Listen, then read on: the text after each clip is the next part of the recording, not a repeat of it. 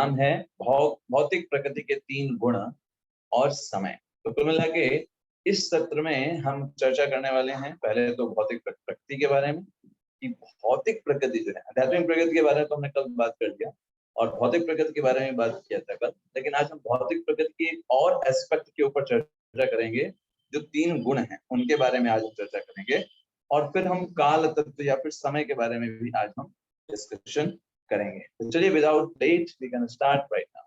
Yes, so see, ये जो भौतिक जगत है वो एक स्पाइडर वेब है। जैसे एक मकड़ी का जाला होता है ना, तो मकड़ी का जाला मकड़ी स्वयं बनाती है, लेकिन खुद मकड़ी उस जाले में नहीं फंसती। यस, बाकी लोग उसमें फंसते हैं।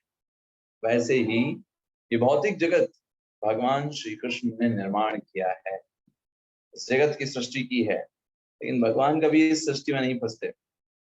कौन फंसते हैं इसमें? हम लोग फंस जाते हैं। जो बद्ध जीव होते हैं वो इसमें फंस जाते हैं, इससे आकर्षित हो जाते हैं। भगवान कभी इससे आकर्षित नहीं होते। That's the thing. भगवान कभी भी माया में नहीं फंसते। भगवान चाहे जिस भी स्वरूप में इस जगत में आते हैं, तो भगवान इस प्रकार की लीलाएं करते हैं कि हमको लगता है अरे भगवान भी तो हमारी तरह ही भौतिक माया में फंसे हुए, लेकिन भगवान कभी भी इसमें फंसते नहीं। वो लीलाएं ऐसी करते हैं ताकि हम उनसे अपने आप को कनेक्ट कर पाए। हमारे साथ कनेक्शन बैठाने के लिए भगवान मनुष्य जैसी लीलाएं करते हैं, लेकिन वो कभी भी इसमें फंसते नहीं है। दूसरी चीज, मकड़ी का जाला क्यों बताया जा रहा है भौतिक संसार को? जैसे इस मकड़ी के जाले में अगर कोई फंस गया तो वो खुद नहीं निकल सकता। जितना वो अपने आप को निकालने का प्रयास करेगा उतना वो और फंसता चला जाएगा। ऐसा मकड़ी का जाला होता है। वैसे ही इस भौतिक जगत में जो व्यक्ति फंसा वो स्वयं से कभी नहीं निकल सकता। तो क्या किया जा सकता है भाई? वो फिर क्या कर सकता है? उसको कोई दूसरा मुक्त जीव ही निकाल सकता है। जैसे मकड़ी के जाल में कोई अगर फंसा हुआ कीड़ा है तो उसको कोई ऐसा व्यक्ति जो नहीं फंसा है वो निकाल सकता है। वैसे ही इस भौतिक जगत में हम बद्ध जीव फंसे हुए हैं, बस यही खाना पीना सोना है ना, और एक दिन शरीर छोड़ के चले जाना, इसी में जीवन मान रहे हैं। लेकिन कोई मुक्त जीवात्मा है जो जो इन सब चीजों से परे है, वो हमें वहां से निकाल सकता है, हमको समझा सकता है कैसे इस चीज में तुम फंसे हुए हो। दूसरी चीज, जैसे एक जीव जो है उस जाले में ही फंसे रह करके फंसा रहता है, फंसता चला जाता है, वैसे हम देखिए इस जगत में हम खुद की खुशी के लिए कितना प्रयत्न कर रहे हैं, है ना। कहते हैं हमको गर्मी लग रही है, एसी लगा लेते हैं, है ना। हमको सर्दी लग रही है तो कोट पहन लेते हैं। तो जितना प्रकृति के नियमों के विरुद्ध जा करके हम सारे वो काम करते हैं जिससे हमको खुशी मिल सके, आराम मिल सके, सुख मिल सके। लेकिन आप पूछिए कितना आप सुखी हैं इस संसार में? How much you are happy in this world? इतने सारे आपके प्रयास करने के बावजूद आप जितना प्रयास करते हो खुश होने का, उतना ही दुख और आपको आकर के घेर लेता है। तो ये प्रकृति का नेचर है। ऐसे ही मकड़ी का जाला भी वैसे, जितना वो जीव जो फंसा होगा वो निकलने का प्रयास करेगा, उतना ज्यादा वो और फंसता हुआ चला जाता है।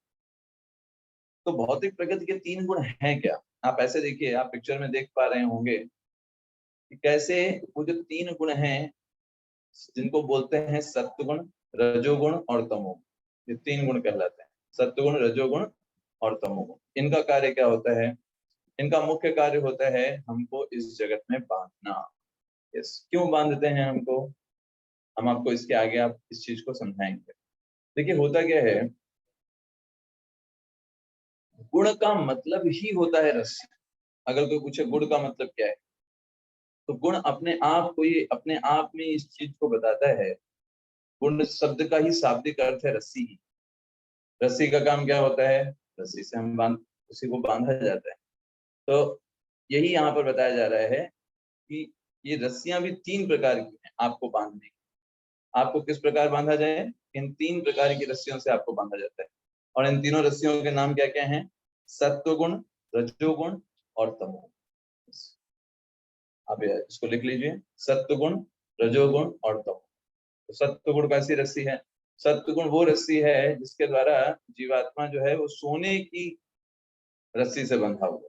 सत्वगुण मतलब सोने की रस्सी, उसको बोलते हैं सत्वगुण। जस्ट अ मिनट, आपको मैं स्क्रीन शेयर करने का प्रयास करूँ, आपको ज्यादा अच्छे से क्लैरिटी आएगी। तो सत्वगुण मतलब सोने की रस्सी, रजोगुण मतलब चांदी की रस्सी, और तमोगुण का मतलब क्या है? लोहे की रस्सी, उसको बोलते हैं लोहे की रस्सी। तो तीनों रस्सियां तो बांधी रही, रस्सियों का काम ही क्या है? बांधना। तो चाहे सोने की रस्सी से बंधे हो, या चांदी की रस्सी से बंधे हो, या फिर लोहे की रस्सी से बंधे हो, बंधे तो है ही, है ना? चाहे किसी से बंधे हो। तो वैसे ही गुणों में चाहे जो हो, सत्वगुण, रजोगुण, तमोगुण, तीनों में से कोई भी गुण आप अच्छा नहीं बोल सकते, क्योंकि तीनों गुणों के माध्यम से आप बंध ही जाते हो। तो सत्वगुण, रजोगुण, तमोगुण ये पूरे संसार में व्याप्त हैं, अलग अलग तरीकों से पूरे संसार में व्याप्त। जैसे आप अगर बात करें, ये तीन प्रकार के रंग होते हैं, जिनको बोलते हैं लाल, पीला और नीला। लाल, पीला और नीला ये तीन रंग ऐसे हैं कि इनके मिश्रण से आप किसी भी प्रकार के कलर को निर्माण कर सकते, what ever colour you want, जिस भी कलर को चाहेंगे आप उस कलर का निर्माण कर सकते हैं। किसके संयोग से? इन तीन गुणों के संयोग से। नीला, पीला और लाल, ये तीन प्राथमिक कलर माने जाते हैं। इनको बोलते हैं कि ये क्या है? प्राथमिक रंग है, लाल, पीला, नीला। और इनसे अनेक कलर्स का जो होता है निर्माण अपने आप हो जाता है। तो फिर वैसे ही ये जो गुण होते हैं, ये तीन प्रकार के गुण हैं, और इन तीन प्रकार के गुणों से अनेक प्रकार के अलग अलग वैरायटीज मिल जाते हैं। कोई बोले कि प्योरिटी के साथ सिर्फ एक ही कलर मिलेगा, तो ऐसा नहीं होता। मैं आपको दिखाने का प्रयास करता हूँ, मे भी शायद ये आपको विजिबल हो। तो आप देख पा रहे होंगे, तीन, यही मूल रंग जो है वो तीन है, पीला, नीला और लाल। और इनके मिश्रण से कितने विभिन्न विभिन्न प्रकार के कलर्स का निर्माण किया जा सकता है ना? Yes. तो वैसे ही ये तीन गुण हैं, ये पूरी प्रकृति में व्याप्त है। चाहे खाने पीने सोने से लेकर के किसी भी परिस्थिति में हम देख लें, ये तीनों गुण जो हैं वो व्याप्त रहते हैं। जैसे सत्व गुण खाने में भी, अगर कोई हम बहुत अच्छा खाना खाते हैं, फ्रूट्स खाते हैं, तो सत्व गुण का खाना। रजोगुण का खाना कैसा होता है? जो बहुत ज्यादा तीखा हो, बहुत ज्यादा खट्टा हो, बहुत ज्यादा गर्म हो, ऐसे खाने रजोगुण में आते हैं। और तमोगुण का खाना क्या होता है? तो वो खाना होता है जो बहुत बैड स्मेल देता है, सड़ा गला होता है, ऐसा खाना जो होता है वो तमोगुण के अंतर्गत आता है। ऐसे ही सत्वगुण, रजोगुण, तमोगुण में पशु भी आते हैं। जैसे अगर आप गाय को देखो, तो सत्व गुण का पशु, एकदम शांत, है ना? रजोगुण मतलब हाइपर एक्टिव होता है वो, जैसे शेर, बाघ इत्यादि। और तमोगुण के पशु कैसे होते हैं? वो आलसी होते हैं। आलसी का मतलब क्या होगा? वो ऐसे जीव होंगे जो कुछ काम नहीं करना चाहते हैं। जैसे लोमड़ी, लोमड़ी कभी खुद से कोई शिकार नहीं करता, जब शेर मार करके डाल दिया, तभी वो जा करके उसको उठा करके खा लेगा, ऐसा होता है।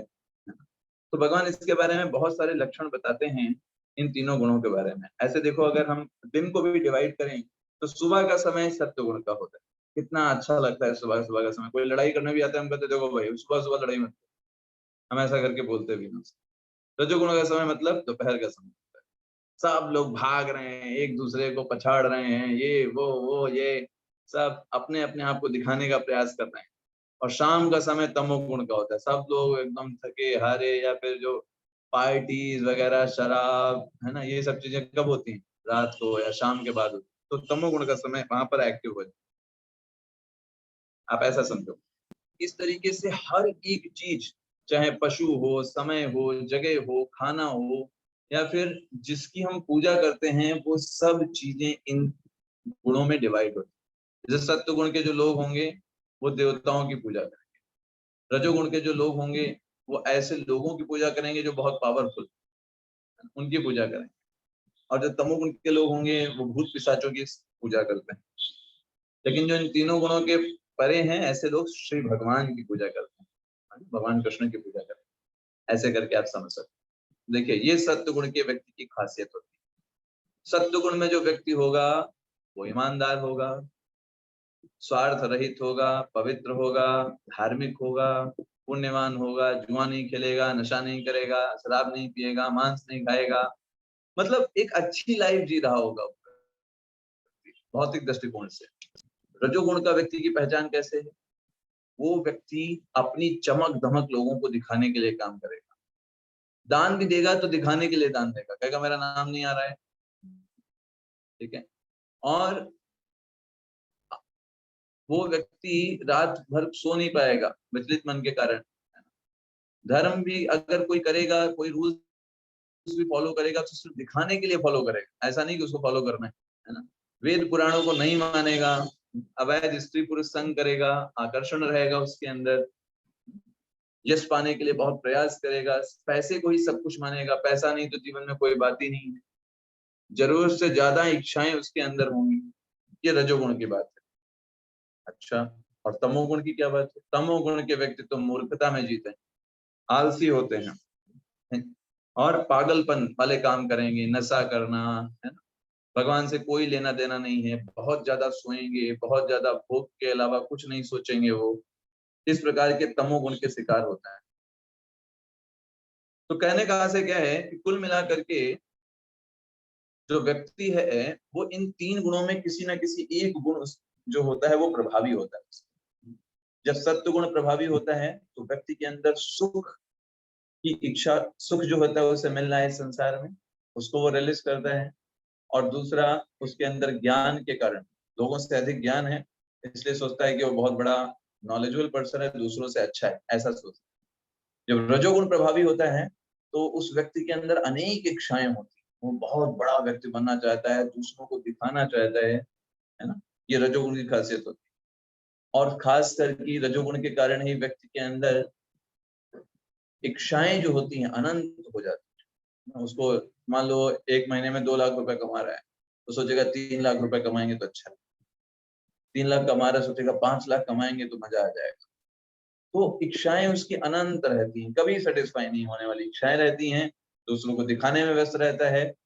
सत्य गुण वाला दूसरों को दिखाने में व्यस्त नहीं रहेगा, ना ही उसकी इच्छाएं रहेंगी, वो संतुष्ट रहेगा। जो है सब भगवान की कृपा से सब कुछ ठीक है, अच्छा चल रहा है, नो प्रॉब्लम। ऐसा सत्य गुण वाले का विचार।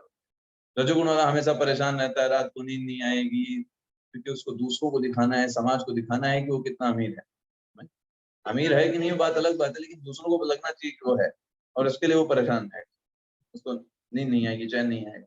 और तमोगुण वाले व्यक्ति को ना तो सुख है, ना सुखी है, ना वो दूसरों को सुखी रहने देगा, हमेशा खुद आलसी रहेगा, कोई भी काम हमेशा लेट करेगा, हर काम को पोस्टपोन करेगा। आप कल बोलोगे आपको अगले साल में मिलेगा, इस टाइप का व्यक्ति रहेगा, कामों को टालने वाला। तो तमोगुण में होता है, आलसी होता है, प्रमादी होता है, पागलपन होता है उसको, हर एक काम सेंस ग्रेटिफिकेशन के लिए करेगा। और उसका मुख्य उद्देश्य क्या है? बस सोते रहो, खाओ पियो सो। खाना पीना भी क्या, सब सड़ी गली चीजें, शराब पीना, नशा करना, ड्रग्स लेना, ये सब तमोगुणी व्यक्ति के लक्षण। तो इनका डेस्टिनेशन भी तय होता है। जो तमोगुणी लोग होते हैं इनको भगवान भगवत गीता में बताते हैं कि ये जब शरीर छोड़ते हैं तो अधम योनियों में जाते हैं, जैसे पक्षी, पशु, पेड़ पौधे का शरीर प्राप्त करना। जो रजोगुण के होते हैं ये लोग जाते हैं, ये लोग इसी जगत में बनेंगे, या तो कोई राजा बन जाएंगे या अमीर व्यक्ति बन जाएंगे। और तीसरे जो सत्वगुण में रहेंगे वो देवता या स्वर्ग लोक में जाते हैं। और जो इन तीनों गुणों के ऊपर, यानी बोला जाए इन तीनों गुणों के पार वाला जो गुण है जिसको शुद्ध सत्व बोला जाता है, जो भक्ति के माध्यम से प्राप्त होता है, जो व्यक्ति भगवान की सेवाएं करता है, उन तीनों गुणों से पार की बातें होती हैं, ऐसे लोग भगवान के धाम की प्राप्ति करते हैं, वो कहीं इस जगत में नहीं रहते। तो एक बार एक व्यक्ति से पूछा गया कि भाई आपको कौन सी रस्सी चाहिए, सोने की रस्सी चाहिए, लोहे की रस्सी चाहिए, या चांदी की रस्सी चाहिए, आपको किस रस्सी में बंधना है, ऐसा करके उससे पूछा गया। तो उस व्यक्ति ने क्या बताया कि मुझको सोने की रस्सी से बंधना है। तो फिर बोला क्या आप मूर्खता की बातें करते हैं, हमें किसी भी रस्सी से नहीं बंधना है, क्योंकि रस्सी चाहे जो कोई भी हो बंधन का कारण। तो बुद्धिमान व्यक्ति कभी भी किसी रस्सी में बंधना नहीं चाहेगा। तो इसीलिए इन रस्सियों से बंधना नहीं है, इन भौतिक गुणों से बंधना नहीं है, बल्कि इनसे पार निकलने को ही मुक्ति बोला जाता है। मुक्ति का मतलब क्या है? जब कोई व्यक्ति इन तीनों गुणों से अपने आप को पार कर देता है, सत्वगुण, रजोगुण, तमोगुण से पार हो जाते हैं, ऐसी स्थिति में बोला जाता है कि व्यक्ति को क्या प्राप्त हो गया? मुक्ति प्राप्त हो गई। सत्वगुण का व्यक्ति जो है वो, सत्वगुण बाकी गुणों से अच्छा इसलिए माना जाता है क्योंकि सत्वगुण में रह करके व्यक्ति शुद्ध सत्व में बड़ी आसानी से पहुंच सकता है। रजोगुण और तमोगुण से कभी पहुंच ही नहीं पाएगा। देखिए, बहुत पहचानना आसान है। आप देखो, आप स्वयं के व्यवहार को देखो, आप थोड़े समय तक क्या एक चीज पर कॉन्सेंट्रेट कर सकते हो? अगर कर सकते हो तो आप सत्वगुण में हो, क्योंकि रजोगुण का व्यक्ति जो होगा वो कभी भी एक चीज पर कंसंट्रेट नहीं कर पाएगा। वो बोलेगा कंसंट्रेट करने को, भाई ये काम आपको 5-10 मिनट करना है, वो नहीं कर पाएगा। तुरंत वो कुछ ना कुछ मोबाइल उठाएगा, कहीं ना कहीं और देखने लग जाएगा, कुछ ना कुछ और करेगा, कोई और काम करने लग जाएगा, क्योंकि रजोगुण उसको बैठने नहीं देगा। जब कोरोना कॉल आया था, जब इतना सारा सब लोग कोरोना से प्रभावित थे, तो सबसे ज्यादा परेशान कौन से लोग थे? जो रजोगुण, क्या हाइपर एक्टिव था। जो रजोगुणी लोग होते हैं उनको कुछ ना कुछ काम चाहिए, वो खाली नहीं बैठ सकते। उनको बोला वजह भाई तुमको कोई काम नहीं है, फिर भी वो नहीं खाली बैठना है, उनको कुछ ना कुछ काम चाहिए ही चाहिए। तो ऐसे लोगों को बहुत समस्याएं हुई थी, वो पागलपन के शिकार होने लगे थे खाली बैठने के कारण।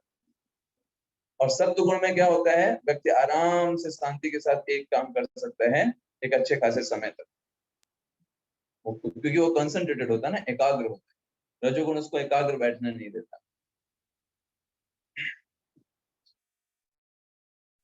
तो भगवान भगवत गीता में इस बात को बहुत अच्छे से समझाते हैं। भगवत गीता के 3 अध्याय के 27वें श्लोक कि एक्चुअल में आत्मा किसी कार्य को करता नहीं है, आत्मा किसी भी कार्य को नहीं करता। ये प्रकृति के तीनों गुण उससे सारे कार्य कराते।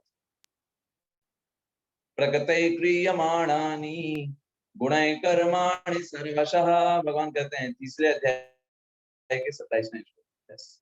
अहंकार विमूढ़ आत्मा करता हम इति मन्यते। भगवान कहते हैं जो अहंकार में, जो अहंकारी व्यक्ति होता है, जो मूर्ख व्यक्ति होता है, विमूढ़ व्यक्ति होता है, वो खुद को कर्ता मान करके अपना पूरा जीवन बिताता रहता है। लेकिन वास्तविकता क्या है कि वो कुछ भी काम नहीं करता। सारे काम किसके द्वारा किए जाते हैं? आत्मा के द्वारा। Yes. कोई भी काम जो है, सारे काम किसके द्वारा किए जाते हैं? गुणों के द्वारा, प्रकृति के गुणों के द्वारा। आत्मा कोई कार्य नहीं करता। तो आत्मा क्या करता है? सिर्फ आत्मा सिर्फ और सिर्फ इच्छा। आत्मा इच्छा करता है, भगवान सैंक्शन करते हैं, और चीजें जो है प्रकृति के गुण है उस कार्य को एग्जीक्यूट करते हैं। इस तरीके से कार्य होता है। तो ये बहुत सिंपल प्रोसेस, एकदम सिंपल, आप समझ सकते हैं प्रकृति के गुण किस प्रकार से हर एक कार्य को जो है वो करा रहे हैं। और भगवान श्री कृष्ण अगर पूछा जाए वो किस गुण में आते हैं? सत्वगुण में आते हैं, रजोगुण में आते हैं, तमोगुण में आते हैं। तो भगवान श्री कृष्ण इन तीनों गुणों से परे, वो इन तीनों गुणों में से किसी भी गुण में नहीं आते, क्योंकि आत्मा जो होती है वो गुणों से प्रभावित होती है कि हम बद्ध जीव हैं, तुच्छ हैं। भगवान श्री कृष्ण जिन्होंने इन गुणों का निर्माण किया है, जैसे वो मकड़ी ने जाले को बनाया है, तो मकड़ी कभी जाले में नहीं फंसती, ठीक वैसे ही भगवान कृष्ण कभी भी इन गुणों में नहीं फंसते हैं। हम लोग जो है वो फंसते हैं इस जगत में। भगवान इसके बारे में खुद भी इस बात को बताते हैं। अगर आप 7वें अध्याय का 13वां श्लोक देखिए भगवत गीता में, तो वो भगवान स्वयं क्या बताते हैं? त्रिभिर्गुणमयैर्भावैर्भिः सर्वमिदं जगत् मोहितं नाभिजानाति मामेभ्यः परम अव्ययम्। 7वां अध्याय 13वां श्लोक। यस। तो भगवान बोलते हैं अर्जुन, ये जो 3 गुण हैं, त्रिभिर्गुणमयी, ये जो 3 गुण हैं, सत्व, रज और तम, ये तीनों गुणों में प्रभावित होने के कारण संपूर्ण जगत मुझे नहीं जानता है। भगवान को समझ ही नहीं पाता, क्योंकि खुद या तो सत्वगुण, रजोगुण, तमोगुण से प्रभावित होता है। तो ऐसे भगवान जो इन तीनों गुणों से परे हैं, उनको समझा नहीं जा सकता अगर भगवान की भक्ति के बिना। ये चीज भगवान बताते हैं। भगवान ये भी कई श्लोकों में बताते हैं कि ये जो पूरी प्रकृति है भगवान के नियंत्रण, भगवान के दिशा निर्देश के अनुसार कार्य करते हैं। अगर आप भगवत गीता का श्लोक देखेंगे, श्लोक संख्या 10 अध्याय 10, तो आपको उसमें मिलेगा। भगवान बोलते हैं मया अध्यक्षेण प्रकृति सूयते सचराचरम। हेतुनानेन कौन्तेय जगद् परिवर्तते। तो भगवान क्या बोलते हैं, अर्जुन ये जो प्रकृति है ये मेरी अध्यक्षता में काम करती है। 9.10 में भगवान कहते हैं मैं इसका स्वामी हूँ, मेरे दिशा निर्देश अनुसार कार्य करती है। ऐसा नहीं कि प्रकृति जो है वो मुझे नियंत्रण कर सकती है, ऐसी बात नहीं है, मैं प्रकृति को नियंत्रण करता हूँ। तो अगर कोई आपसे पूछे कि मुक्ति का वास्तविक मतलब क्या होगा, अगर what is the real meaning of मुक्ति, तो मुक्ति का मतलब है जब एक बद्ध जीवात्मा जो इस भौतिक जगत में आया है, बंधन में है, इन सतोगुण रजोगुण और तमोगुण के बंधन में, इन्हीं तीनों में से किसी न किसी में फंसा हुआ है। या तो सत्वगुण में होकर के एक्टिंग करेगा, या रजोगुण में एक्ट करेगा, या तमोगुण में एक्ट करेगा, इसके अलावा एक्ट नहीं कर सकता, इन तीन गुणों में बंधा हुआ है। तो जब एक बद्ध जीवात्मा भगवान कृष्ण की शरण लेता है और उनकी सेवा और भक्ति करके इन तीनों गुणों को लांघ जाता है, उसे बोलते हैं वास्तविक मुक्ति। Yes, that is the meaning of. अगर आप भगवत गीता में 7वें अध्याय का 14वां श्लोक पढ़िए तो आपको चीजें स्पष्ट हो जाएंगी। 7.14 भगवान इसी बात को बताते हैं, ये जो मेरी माया शक्ति है ये बहुत कठिन है। यस, भगवान बोलते हैं दैवी ही एषा गुणमयी मम माया दुरत्ययः। मेरी माया जो है बहुत कठिन है इसको पार कर पाना, लेकिन मामेव ये प्रपद्यन्ते, जो लोग मेरी शरण में आते हैं, माया में तां तरन्ति ते, मैं उनको इस संसार सागर से, जो दुख भरा सागर है, बहुत कठिन है पार कर पाना, स्वयं के बल पर मैं उनको पार करवा देता हूँ इस माया जगत से। तो इन तीनों गुणों से हम, तीन गुणों को हम अपनी बुद्धिमत्ता पर या अपनी साधना के बल पर इन तीनों गुणों को पार नहीं कर पाएंगे, लेकिन जब हम भगवान की शरण को स्वीकार करते हैं तो भगवान इसको बहुत आसानी से पार करवा देते हैं, और फिर इसके बाद हम भगवान के धाम वैकुंठ जगत जो है जा सकते हैं। That's the thing. तो तीनों गुणों को कॉन्सेप्ट आपको समझ में अच्छे से आ गया होगा कि तीन गुण जो हैं किस प्रकार से हमको प्रभावित करते हैं, और इनके आचरण पर ही व्यक्ति जो होता है कोई कार्य करता है। आप ऐसा समझिए, जैसे आपने पशु का, हमने पशु का उदाहरण दिया था। सत्व गुण में पशु जो है गाय है, रजोगुण में पशु शेर है, तमोगुण का पशु बंदर है, लोमड़ी है। ऐसे ही समय भी हमने बताया, ऐसे ही स्थान की बात करिए तो सत्व गुण का स्थान जैसे जंगल है, सत्व गुण का स्थान, रजोगुण का स्थान है शहर, हमेशा सब भाग रहे हैं इधर उधर, अपने आप को दिखाने का प्रयास करते हैं। और तमोगुण का स्थान है मंदिरालय, जहाँ पर सब लोग सो रहे हैं, या तो पागल हैं, या फिर अपने से बात नहीं कर रहे, सेंस में नहीं है। तो ऐसे करके ये तीनों गुणों का बंधन हर प्रकार से व्यक्ति को बांधे हुए है। ये पहले समझना है कि हम बंधे हुए हैं। अभी आधे लोगों को यही पता होता है कैसे तीनों गुण जो है वो एक्ट करता है। आपने देखा होगा इन तीनों, कभी कभी ऐसा समय आता है जब आप बहुत सुख का अनुभव करते हो, कि आप ये सोचते हो कि आप दूसरे लोगों से श्रेष्ठ, आप बहुत अच्छी जगह पर, आप दूसरे लोगों से बहुत अच्छे हो, ऐसे करके फीलिंग्स आती है। वो सत्व गुण हावी होता है उस समय। हम जो भी काम करते हैं उस सत्व गुण के अंतर्गत करेंगे, हम शांत रहेंगे, ज्यादा लड़ाई झगड़ा नहीं करते, कहते हैं ठीक है भाई लड़ाई मत करो, है ना। जब ऐसा भाव हो, इसका मतलब हम किस गुण के अंदर एक्ट कर रहे हैं, सत्व गुण के अंदर एक्ट कर रहे हैं। रजोगुण में क्या होता है, हम छोटी सी बात पे भी लड़ाई कर सकते हैं। किसी की थोड़ा सा नाखून भी लग गया, तुमने मुझे कैसे दर्द दे दिया, तुम्हारी हिम्मत कैसे हुई, तुम हो कौन, है ना? मैं इतना पावरफुल हूँ, जानते हो मैं कितने साल का हूँ, जानते हो तुमसे कितना बड़ा हूँ, तुम जानते नहीं हो मैं तुमसे कितना सीनियर हूँ, तुम्हारी हिम्मत कैसे हुई। अपने आप को इस संसार में दिखाने का प्रयास करो, ये रजोगुण में एक्ट कर रहा है। ऐसा नहीं कि आत्मा का यह स्वभाव नहीं, वो रजोगुण से वो कार्य करा रहा है। और तमोगुण में क्या होता है, वो व्यक्ति तो पागल ही होता है उस समय, नशा करना या बहुत अधिक सोना, ये सब तमोगुण के लक्षण होते हैं। तो कोई अंगूठा मारे या कोई भी मारे उसको तो पता ही नहीं चलेगा, वो तो तमोगुण में है, नशे में है, और उसको इस संसार से पूरी तरीके से अलग सा हो जाता है, कट जाता है, एक तरीके से मूर्ख हो जाता है, उसको पता ही नहीं कि क्या अच्छा है क्या बुरा है, ये सेंस ही चला जाता है। तो इन तीन गुणों में व्यक्ति जो है हमेशा कभी रजोगुण, कभी तमोगुण, कभी सत्वगुण में एक्ट करता रहता है, इन्हीं में मूव करता रहता है, कभी भी इनसे बाहर नहीं निकल पाता जब तक वो व्यक्ति भगवान की शरण को नहीं ग्रहण करता। और ये हम इनसे बंधे हुए हैं, हम इनसे बाहर नहीं निकल सकते। अब लोग बोलो जी हम तो कहीं बंधे हुए नहीं हैं, हमको तो ऐसा नहीं लगता कि हम बंधे हुए हैं, हम तो फ्री हैं। नहीं, आप बंधे हुए, आप इन 3 गुणों के अलावा कहीं से आप एक्ट नहीं कर सकते। इन्हीं 3 गुणों में कहीं ना कहीं आप एक्ट करोगे, या तो सत्व गुण में, या रजोगुण में, या तमो गुण में। भगवान ने व्यवस्था बनाई हुई।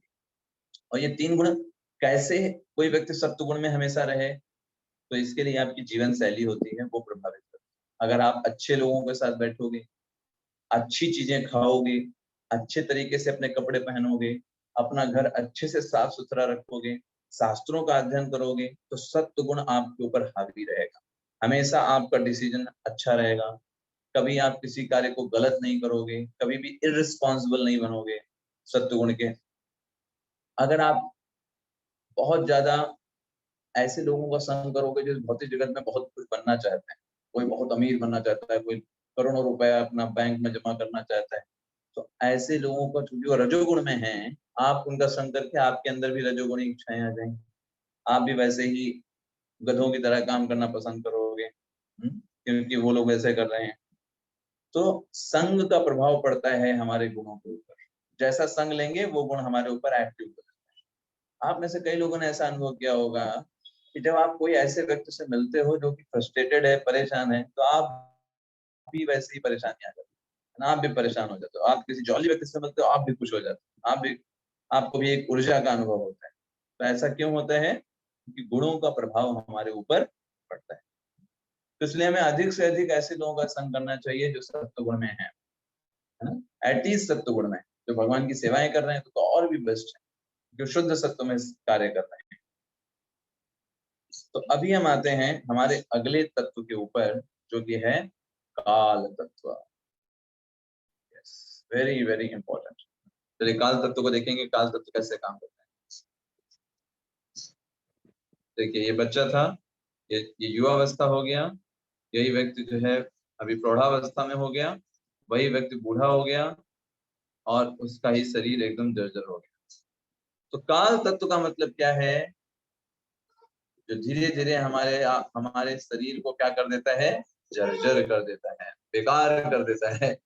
कौमारावस्था से लेकर के बुढ़ापे तक, और एक दिन इस शरीर को हमें छोड़ करके जाना होता है, उसको अंत्येष्टि संस्कार तक पहुंचा देता है। तो ये इसमें कौन तत्व है?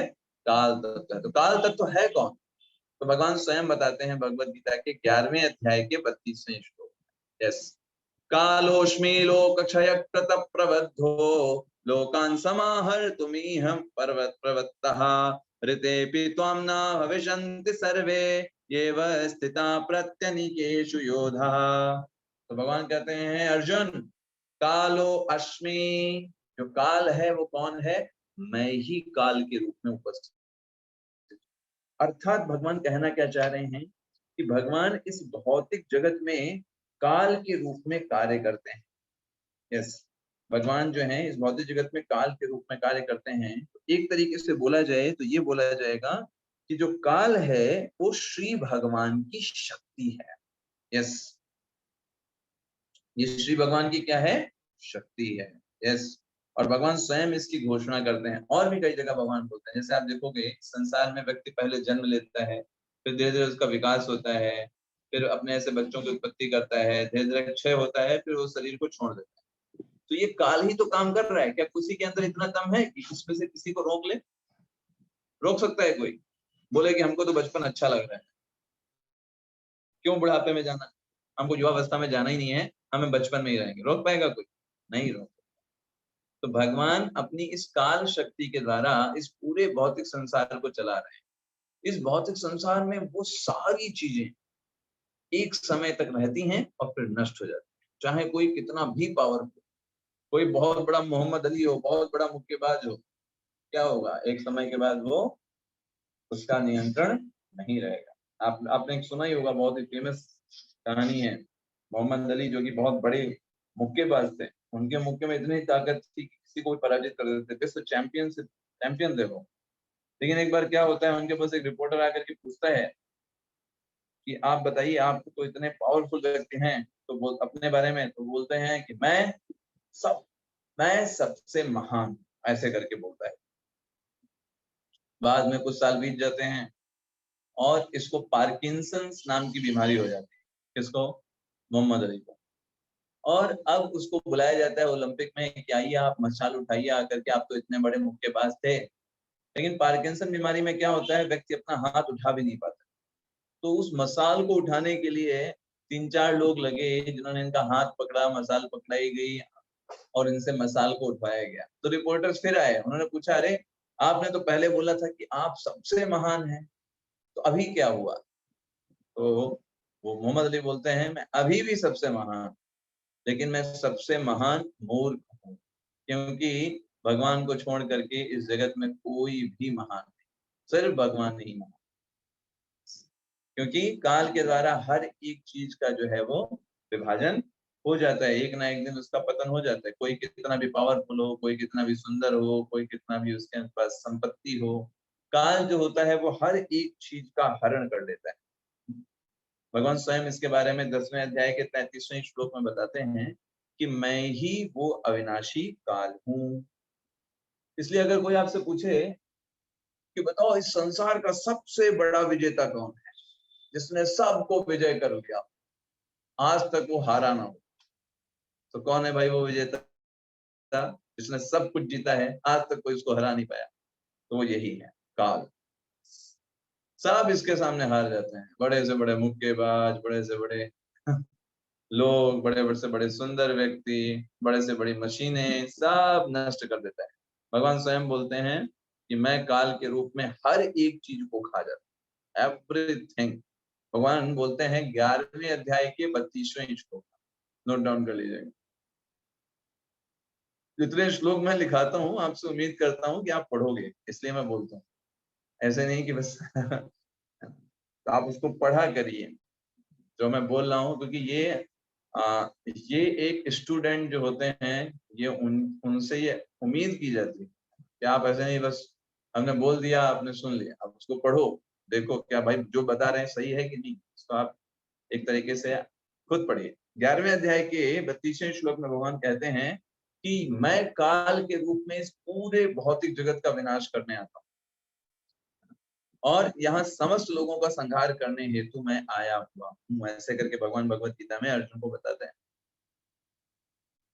तो एक जो जीवात्मा है वो इस जगत में भगवान के अनुमोदन पर प्रकृति के द्वारा प्रेरित होकर काल के नियंत्रण में कर्म करता है। सोचिए क्या क्या हो रहा है। पहला, भगवान का अनुमोदन है, भगवान ने उसको शक्ति दी है। ओके। दूसरा, जो प्रकृति द्वारा प्रेरित है, मतलब सत्वगुण में है। अब देखिए 3 लोग हैं, मान लो एक गुण एक व्यक्ति के ऊपर सत्वगुण हावी, एक व्यक्ति के ऊपर रजोगुण हावी है और एक व्यक्ति के ऊपर तमोगुण हावी। तो तीनों लोग डिफरेंट डिफरेंट एक्ट करें एक ही एक्टिविटी पर। यस, क्योंकि उन्होंने उनके ऊपर वो गुण जो है वो हावी। आपने किसी किसी जो सत्वगुण वाला व्यक्ति है उसको आपने कुछ भी अगर नुकसान किया हल्का सा, तो व्यक्ति इंटेलिजेंस से देखेगा, परखेगा क्या व्यक्ति ने जानबूझ करके किया। अगर जानबूझ करके किया तो वो प्रॉपर एक्शन लेगा सही चैनल से, जिससे जिससे आपसे प्रॉपर उस नुकसान की भरपाई की जा सके। रजोगुण वाले व्यक्ति को अगर आप किसी तरीके से नुकसान हो गया तो तुरंत ही वो भड़क जाएगा, वहीं पर आपसे लड़ाई करने लग जाएगा, क्योंकि उसको कुछ समझ में नहीं आता। वो व्यक्ति जो होता है वो बहुत ज्यादा हाइपर एक्टिव होता है, बहुत ज्यादा एंग्री बहुत जल्दी हो जाता है। रजोगुण में ये बहुत आसान सी बात है, बहुत ज्यादा क्रोधी होता है। और तमोगुणी व्यक्ति को तो पता ही नहीं चलेगा कि उसका नुकसान हुआ है, क्योंकि वो पागलपन में रहता है। निद्रा, आलस्य, प्रमाद, ये तमोगुण के लक्षण। तो एक ही एक्टिविटी के 3 अलग अलग गुणों के कारण अलग अलग एक्शन। तो जीव भगवान के अनुमोदन पर प्रकृति के द्वारा प्रेरित होकर के और काल के नियंत्रण में काम करता है। इनमें से तीनों में से कोई चीज गड़बड़ हुई, काम ही नहीं होगा। भगवान का अनुमोदन नहीं हुआ तो नहीं हो पाएगा काम। प्रकृति के द्वारा प्रेरित नहीं किया तो भी नहीं हो पाएगा। कौन सा गुण प्रेरित कर रहा है वो भी प्रभाव डालता है। और काल के नियंत्रण, मान लीजिए कोई कार्य करना है लेकिन काल ने आपको कार्य नहीं करने दिया, कैसे? बुढ़ापा आ गया, काल ने क्या कर दिया? आपको बूढ़ा बना दिया, आप नहीं कर पाए। तो काल के नियंत्रण में एक जीवात्मा इस तरीके से कार्य करता है। काल जो होता है किस प्रकार से काम करता है? भूत, वर्तमान, भविष्य, एक ही दिशा में चलता है। अभी आप जो है वो वर्तमान चल रहा है, जो बीत गया उसको भूत बोला जाता है, जो आने वाला है वो वर्तमान चल रहा है। एक दिशा में काम करता है काल। यस। और ये जो काल है ये किसकी शक्ति है बताइए? अभी हमने आपको बताया था काल किसकी शक्ति है, चैट बॉक्स में लिखिए। काल किसकी शक्ति है? कौन से देवी देवता हैं या फिर वो कोई मनुष्य है? ओके गुड, सारे लोग सही लिख रहे हैं। श्री भगवान की शक्ति है, भगवान कृष्ण की शक्ति है। अच्छा, तो जब ये काल जो है ये श्री भगवान की शक्ति है तो इसको श्री भगवान की ही सेवा में लगाना चाहिए। yes. तो जो बुद्धिमान लोग होते हैं वो समय का सदुपयोग कैसे करते हैं? भगवान की सेवा करते हैं, तब वो काल जो है वो सही डायरेक्शन में लग रहा है। तो कुल मिला के अगर इसको दूसरे शब्दों में बोला जाए तो हमें समय को व्यर्थ नहीं गंवाना चाहिए।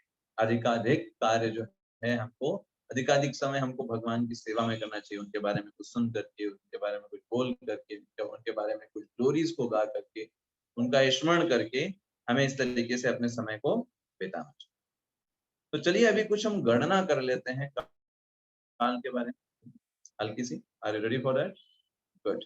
चलिए तो देखिए यहाँ पर आपको स्क्रीन पे कुछ दिखाई दे रहा होगा, ब्रह्मा जी की जीवन अवधि। सो ब्रह्मा जी की जीवन अवधि के बारे में हम बात करेंगे आपसे, तो इसको आप नोट डाउन कर सकते हैं इन चीजों को। ब्रह्मा जी के जो 12 घंटे होते हैं वो 1000 चतुर्युगों के बराबर। बात समझिएगा, ब्रह्मा जी के 12 घंटे कब होते हैं? जब 1000 बार चतुर्युग बीत जाते हैं। चतुर्युग का क्या मतलब होता है पहले समझ लेते हैं चतुर्युग के बारे में। चतुर्युग है ये, कलयुग की जो अवधि है वो है 4,32,000। द्वापर युग उसका जस्ट डबल है, 8,64,000 वर्ष। त्रेता युग उसका जस्ट ट्रिपल है, कलयुग का 12,96,000 साल। सतयुग उसका 4 टाइम है कलयुग की आयु का, मतलब 17,28,000 साल। तो इन चारों युगों की अगर एज को आप ऐड कर दो तो ये टोटल हो जाते हैं 43,20,000 वर्ष। मतलब क्या है, सतयुग द्वापर त्रेता कलयुग इन चारों की आयु को ऐड करके एक चतुर्युग बनता है। Is this clear? क्या ये बात आपको समझ में आई? सतयुग द्वापर त्रेता कलयुग इन 4 युगों को मिला करके एक चतुर्युग बनता है। उसकी आयु कितनी हुई? 43,20,000 साल। और जब ऐसे चतुर्युग कितनी बार बीत जाते हैं? 1000 बार बीत जाते। सतयुग द्वापर त्रेता कलयुग, सतयुग द्वापर त्रेता, है ना, सतयुग त्रेता द्वापर कलयुग, ऐसे करके जब ये 1000 बार बीत जाते हैं, मतलब 1000 चतुर्युग जब बीत गए तो उसके बाद उस इतना समय ब्रह्मा जी के 12 घंटे होते, ब्रह्मा जी का एक दिन पूरा हो। Is this clear? ये पॉइंट सबको क्लियर हुआ? ब्रह्मा जी के 12 घंटे में 1000 चतुर्युग हो जाते। ओके, तो ब्रह्मा जी के 24 घंटे में क्या होगा? 2000 चतुर्युग हो जाएंगे। बिल्कुल सही। लेकिन ब्रह्मा जी के जो रात के 12 घंटे होते हैं उसमें कोई भी सृजन या विनाश नहीं होता है। ब्रह्मा जी उस समय सोते हैं। दिन के 12 घंटे 1000 चतुर्युग होते हैं, रात के 12 घंटे कुछ नहीं होता है, बस शांति। सारे के सारे जीव जो होते हैं वो गर्भोदक सही विष्णु की नाभि में समा जाते हैं और उस समय ब्रह्मा जी मस्त सोते हैं। नो अदर वर्ड, भाई रेस्ट चाहिए ना, 12 घंटे काम किया है, 12 घंटे ब्रह्मा जी आराम। तो अगर इस तरीके से ऐसे ब्रह्मा जी का एक दिन, तो ऐसे ही ब्रह्मा जी का पूरा जीवन जो होता है वो 100 वर्ष का होता है। अब आप अंदाजा लगा, जस्ट आप एक इमेजिन करो कि 12 घंटे में ब्रह्मा जी के 1000 बार चतुर्युग बीत जाते हैं। तो आप सोचो एक ब्रह्मा जी का जो पूरा जीवन काल होगा उसमें कितने चतुर्युग बीत जाएंगे, कितने सारे जो कार्य हैं वो हुए होंगे, आप जस्ट इमेजिन कर सकते हो। और आपको एक और मजे की बात बताते हैं, कि एक ब्रह्मांड की अवधि कितनी होती है, जितना ब्रह्मा जी का एक जीवन होता है। ब्रह्मा जी का जीवन कितना है, 100 साल का। तो जब तक एक ब्रह्मा जी जो 100 साल तक जिएंगे, उतना ही उस ब्रह्मांड की अवधि होती है। जैसे ही 100 साल पूरे हुए, ब्रह्मा जी का कार्यकाल पूरा हुआ, ब्रह्मांड जो होता है वो खत्म हो जाता है, ब्रह्मांड की अवधि खत्म हो गई। और जो ब्रह्मा जी का एक जीवन है, वो महाविष्णु की एक श्वास के बराबर होता है। हमने आपको बताया था ना, महाविष्णु एक श्वास छोड़ते हैं और एक सांस लेते हैं।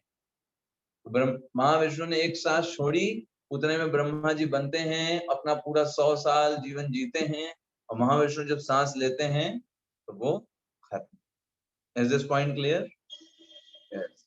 फिर महाविष्णु सांस छोड़ेंगे, दूसरे ब्रह्मांड बने, फिर उसमें एक ब्रह्मा जी आएंगे, 100 वर्ष तक जिएंगे, महाविष्णु फिर सांस खींच लेंगे, सारे के सारे ब्रह्मांड खत्म, ब्रह्मा जी भी खत्म। तो कुल मिलाकर के अगर आपको एक चीज समझाई जाए, आप ऐसे देखो, ब्रह्मांड की अवधि जो है वो ब्रह्मा जी के जीवन के बराबर। ब्रह्मा जी का जीवन जो है महाविष्णु की एक श्वास के बराबर। महाविष्णु जब एक श्वास ले रहे हैं, उतने में ब्रह्मा जी ने महाविष्णु ने श्वास छोड़ी, ब्रह्मांड बना, उसमें ब्रह्मा जी आए गर्भोदक से विष्णु के द्वारा, ब्रह्मा जी ने 100 वर्ष तक जीवन जिया, और उसके बाद जब महाविष्णु ने सांस खींची, वो ब्रह्मांड जो समा गया, ब्रह्मा जी जो है उन्होंने शरीर छोड़ दिया। इस तरीके से जो है ब्रह्मांड में काल शक्ति जो है वो कार्य करती है। तो काल शक्ति के बारे में हमने समझा आज के सत्र में। तो ऐसे ही काल शक्ति, ये तो एक हो गया विस्तृत लेवल पर, और एक काल शक्ति जो है हमारे स्तर पर काम करती है, उसके बारे में भी हमने आपको बताया। हमारे स्तर पर काल शक्ति कैसे काम करती है, हमारे शरीर में परिवर्तन करा करके। जब हमारा जन्म हुआ था, ये शरीर इतना बड़ा नहीं था, शरीर छोटा था, लेकिन काल शक्ति के द्वारा क्या हुआ, इस शरीर को धीरे धीरे धीरे करके बड़ा कर दिया गया, युवावस्था में लाया गया, फिर एक दिन प्रौढ़ावस्था में लाया गया, और एक दिन इसको वृद्धावस्था में लेकर के जाया जाएगा, और वही काल एक दिन इसको अंत्येष्टि संस्कार करवा देगा इस शरीर का। तो काल के द्वारा हमारा शरीर किस तरीके से ढकेला जा रहा है, आप बोल सकते हैं मृत्यु की तरफ। और दूसरा, काल किस तरीके से काम करता है वृहद लेवल पर, तो उसमें हमने आपको बताया कि सारे युगों का एक समय होता है। कलयुग की अवधि 4,32,000 साल है, द्वापर युग का जस्ट इसका डबल है, त्रेता युग का इसका ट्रिपल है, और सतयुग का 4 टाइम्स है कलयुग का। और इन चारों युगों को मिला करके एक चतुर्युग बनता है। और ऐसे चतुर्युग जब 1000 बार बीत जाते हैं, तो ब्रह्मा जी के 12 घंटे होते हैं, तो दिन का समय माना जाता है उनका। और इतने ही समय वो कुछ और काम नहीं करते, 12 घंटे वो सोते हैं, 12 घंटे कार्य करते हैं। तो इस तरह ब्रह्मा जी का एक दिन होता है, और ऐसे करके जब ब्रह्मा जी के 100 वर्ष बीत जाते हैं, तब वो ब्रह्मांड की अवधि कहलाती है। ब्रह्मा जी शरीर छोड़ देते हैं और ब्रह्मांड खत्म हो जाता है। कैसे? महाविष्णु के द्वारा। महाविष्णु की एक श्वास पूरी हो जाती है उस समय में, महाविष्णु उस ब्रह्मांड को अपने अंदर ले लेते हैं, और सारे जीव उस समय महाविष्णु के पास रहते हैं। तो इस तरीके से कार्य होता है। ये बृहद लेवल पर काल तत्व कैसे काम करता है, तो काल तत्व के बारे में हमने समझा। तो कुल मिला के अगर हम बोलें, तो अभी तक हम 5 तत्वों के बारे में समझ चुके हैं। ईश्वर तत्व, जीव तत्व, कर्म तत्व, प्रकृति तत्व, और आज हमने काल तत्व के बारे में समझा। प्रकृति तत्व में हमने 2 चीजें पढ़ी, आध्यात्मिक प्रकृति और भौतिक प्रकृति के बारे में समझा कल के सत्र में। और आज प्रकृति तत्व का एक जो इस भौतिक प्रकृति का जो एक चीज है कि 3 गुणों के द्वारा कैसे जीवों को बांधे हुए हैं। इन तीनों गुणों के अलावा व्यक्ति एक्ट नहीं कर सकता। ये इस तत्व को भी हमने आज समझने का प्रयास किया। ठीक है, तो अभी हम आज सत्र को यहीं पर विराम देंगे, आज के सत्र को। और कल के आगे फिर हम इन 5 तत्वों को समझ के बाद अब कैसे इस भगवत गीता को अपने जीवन में अप्लाई करें, इससे संबंधित क्लासेस जो हैं वो कल से स्टार्ट होंगी।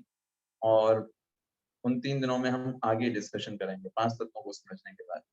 तो अभी यहाँ पर हम प्रश्न को आपके क्वेश्चन आंसर्स देंगे, जो भी क्वेश्चन आंसर्स हैं आप पूछ सकते हो, और बाकी अगर किसी को जाना है जा सकते हैं, लीड कर सकते हैं सेशंस, और उसके आगे फिर हम लास्ट बाद में आपसे डिस्कशन करेंगे आगे के सत्रों में, कुछ और अगर रह जाएगा।